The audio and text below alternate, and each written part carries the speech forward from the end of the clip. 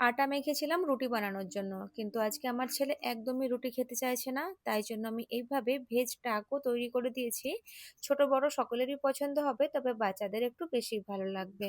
এই নাস্তাটা খুব কম সময়ের মধ্যে বানিয়ে বাচ্চাদের টিফিন বক্সেও দিতে পারবেন। আশা করছি ভালো লাগবে। ভিডিওটি শেষ পর্যন্ত দেখার অনুরোধ রইল।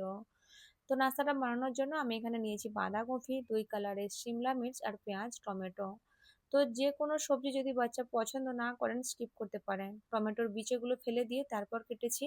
এখন একটা প্যানের মধ্যে 1 চামচ বাটার অ্যাড করে সাথে 1 স্পুন করে কুচনো আদা আর রসুন হালকা করে ভেজে নিলাম। তারপর সব সবজিগুলো একে একে অ্যাড করব। তবে এখন টমেটোগুলো অ্যাড করব না, টমেটোগুলো একটু শেষের দিকে অ্যাড করব। গ্যাসের ফ্লেম হাই রাখবো। 2-3 মিনিট জাস্ট একটু নেড়েচেড়ে নেব। একদম ভালো করে সেদ্ধ করব না, যাতে কাঁচা গন্ধটা একটু চলে যায়, সেই জন্য একটু নেড়েচেড়ে নিলাম। তারপর টমেটোগুলো অ্যাড করে দিয়ে অল্প একটু নুন দিয়ে মিক্স করে নিলাম, আর শেষের দিকে অ্যাড করছি 100 গ্রাম পনির। হাতে করে ম্যাশ করে এইভাবে অ্যাড করলাম, চাইলে গ্রেট করেও নিতে পারেন। তো সবকিছুকে ভালো করে মিক্স করে নিয়ে এখানে অ্যাড করে দিচ্ছি 1 স্পুন পিজা মিক্স আর 1 স্পুন চিলি ফ্লেক্স। ভালো করে মিশিয়ে নেবো আর গ্যাসের ফ্লেমটা অফ করে সাইডে রেখে দেবো। তো মিক্সারটা এখন রেডি হয়ে গেছে। আর আমি এখানে রুটি তৈরি করার জন্য যে আটাটা মেখেছিলাম তার থেকে লেচি কেটে নিচ্ছি। তো মিডিয়াম সাইজের একটা রুটি বেলে নেবো। যেরকম আমরা বাড়িতে রুটি তৈরি করি ঠিক সেই রকমই রুটি বেলে নিয়ে সেঁকে নিতে হবে। আপনার কাছে যদি রেডি রুটি থাকে সেই রুটি দিয়েও কিন্তু তৈরি করে নিতে পারবেন। মানে যখন রাতে রুটি তৈরি হয় সকালে দেখবেন 2-4টে বেঁচেই গেছে, বা সকালে তৈরি হলে বিকেল পর্যন্ত 2-1টা পড়ে থাকে।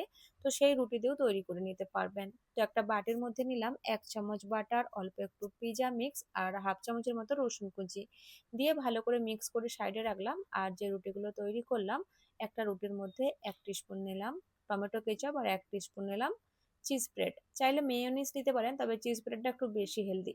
সমানভাবে ভালো করে রুটির মধ্যে লাগিয়ে নিয়েছি।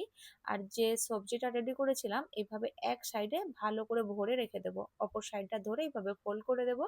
তারপর গ্যাসের মধ্যে একটা তাওয়া বসিয়ে দিয়ে অ্যাড করে দেবো। এইভাবে আরো একটা আমি রেডি করে নিচ্ছি। তো সেম ভাবেই আমি রেডি করে নিচ্ছি। আপনি কিন্তু টমেটো কেচাপের জায়গায় পিজা সস থাকলে অ্যাড করতে পারেন। আবার চিজ ব্রেডের জায়গায় অন্য কোনো চিজ থাকলে, যেমন মজরেলা চিজ, প্রসেস চিজ থাকলেও অ্যাড করতে পারেন।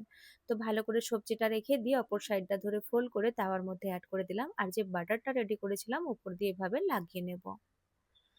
তো উল্টে দিয়ে দুই সাইডেই ভালো করে লাগিয়ে নিতে হবে। তো এইভাবে দুই সাইডে ভালো করে লাগিয়ে নিয়ে উল্টে পাল্টে ক্রিস্পি করে সেঁকে নেব। এই নাস্তাগুলো বানাতে খুব বেশি সময় লাগে না। যদি কখনো বাড়িতে রুটি বেঁচে যায় সেই রুটি দিয়েও একবার তৈরি করে দেখুন, বাচ্চাদের ভীষণ পছন্দ হবে। আর এরকম নাস্তা বাড়িতে যদি হেলদি ভাবে বানিয়ে দেওয়া হয়, বাচ্চারা কিন্তু বাইরের নাস্তা খাওয়ার সেরকম জিদ করবে না। তো দেখতেই পাচ্ছেন খুব সুন্দর করে ক্রিস্পি করে সেঁকে তুলে নিয়েছি। তো আজকের এই সিম্পল রেসিপি ভালো লাগলে অবশ্যই একটা লাইক শেয়ার করে যাবেন। ধন্যবাদ।